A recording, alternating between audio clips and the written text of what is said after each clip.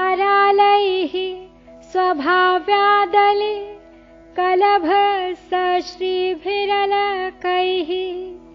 परितं ते वक्त्रं परिहसति पंकेरुह रुचिम् दरस्मेरे यस्मिन् दशन रुचिकिञ्जल्करुचिरे सुगन्धौ माद्यन्ते स्मर दहन चक्षुर्मधुलिहः अलिशिशुओंसी स्वतः कुंचिता अलकों से शोभाशाली तव मुख ने कमलों की छवि की बड़ी हंसी है कर डाली जिसकी स्मृति से दशन कांतिमय मधु सुगंधि के मत वाले मदन दहन के नयन मधुव्रत हो जाते हैं मतवाले। ओ मां कामेश्वरी, स्वाभाविक घुंघराली लटों से भंवरे की कांति युक्त अलकावली से घिरा हुआ तेरा मुख कमलों की शोभा का परिहास करता है, अर्थात तेरे मुख कमल के आगे कमल वन की शोभा व्यर्थ है, फीकी है, जिसमें स्फटिक सदृश शोभा वाले दंतों से किंचित मुस्कुराते समय निकलने वाली सुगंध पर काम के दहन करने वाले शिवजी के नेत्र रूपी भंवरे मस्त हो जाते हैं, मानो शिवजी भी जिन पर काम का लेश मात्र भी प्रभाव नहीं होता प्रकृति के सौंदर्य से मुग्ध हो रहे हैं, अर्थात वह निर्गुण परम ब्रह्म प्रकृति के गुणों का भोक्ता भी है। असक्तम सर्वमृत्यैव निर्गुणम गुण भोक्तृ च, गीता में कहा है ये। तो स्वयं शिव का तप भंग कर दे ऐसा सौंदर्य है मां शक्ति का, मां ललिता का, महात्रिपुर सुंदरी का।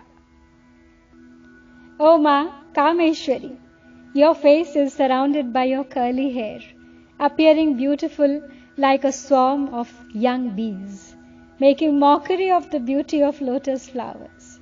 Soft smile on your face, which appears lustrous because of your gleaming teeth, which are so fragrant, due to which these bees swarm around your face like the eyes of Shiva.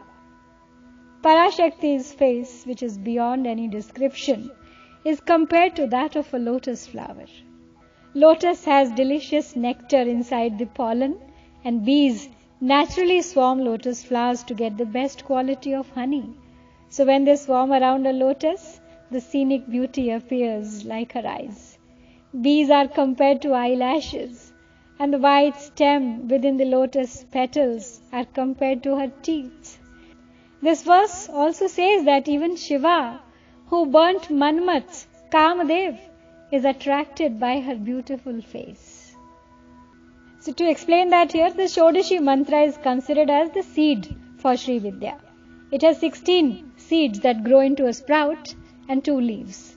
Therefore 16 into 2, 32, the number of teeth in human beings. Even though teeth have 2 rows placed in upper and lower jaws, the jaws are attached to each other internally. In the same way, soul, Jiva and Brahman, God, are considered as different out of ignorance, when both remain the same. In all, this verse attempts to describe her beauty so that aspirants can comfortably visualize her form. अब 9 बार इस श्लोक की पुनः आवृत्ति करते हैं और आज का पाठ संपन्न करते हैं। अरालैः स्वभाव्यादले कलभ सश्रीभिरलकैः परितं ते वक्त्रं परिहसति पंकेरुह रुचिम् दरस्मेरे यस्मिन् दशन रुचिकिञ्जल्करुचिरे सुगन्धौ माद्यन्ते स्मर दहनचक्षुर्मधुलिहः अरालैः स्वाभाव्यादलिकलभसा श्रीभिरलकैः परितं ते वक्त्रं परिहसति पङ्केरुहरुचिम् दरस्मेरे यस्मिन् दशन रुचि किञ्जल्करुचिरे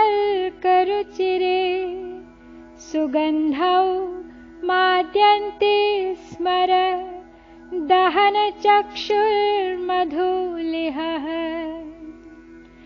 अरालैः स्वभाव्यादलिकलभसा श्रीभिरलकैः परितं ते वक्त्रं परिहसति पङ्केरुहरुचिम्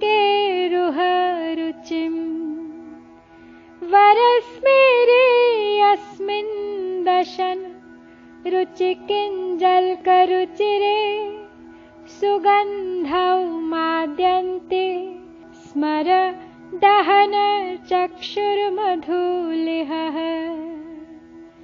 अरालैः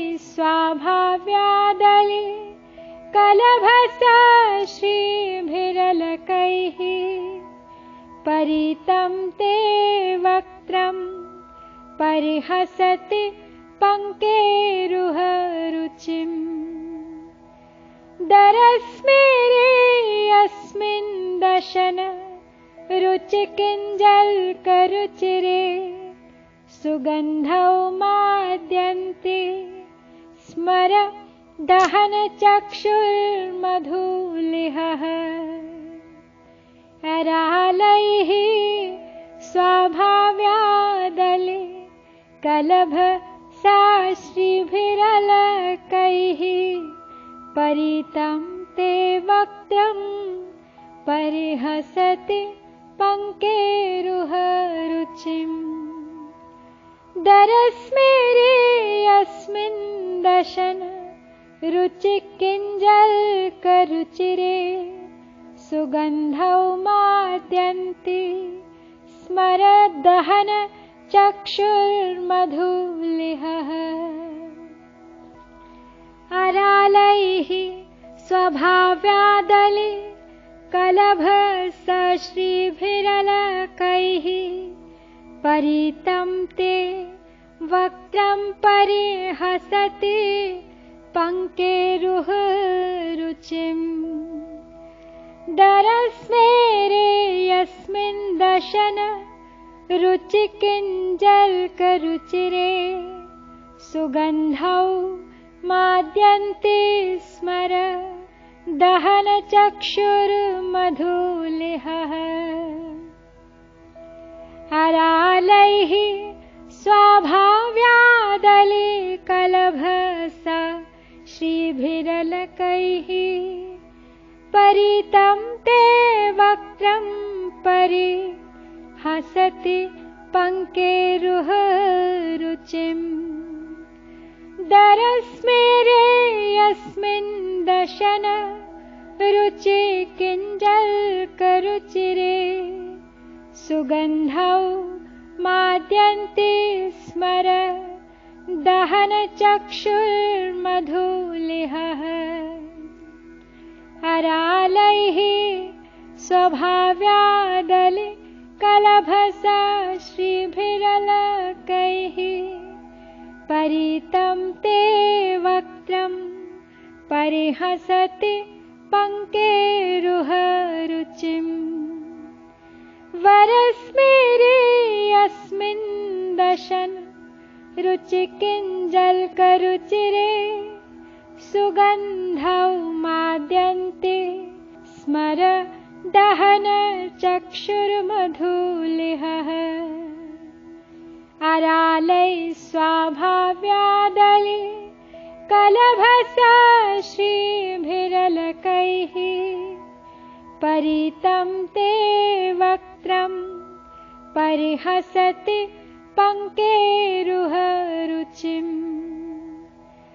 दरस्मेरे अस्मिन् दशन रुचिकिञ्जल्करुचिरे सुगन्धौ माद्यन्ते स्मर दहनचक्षुर्मधुलिहः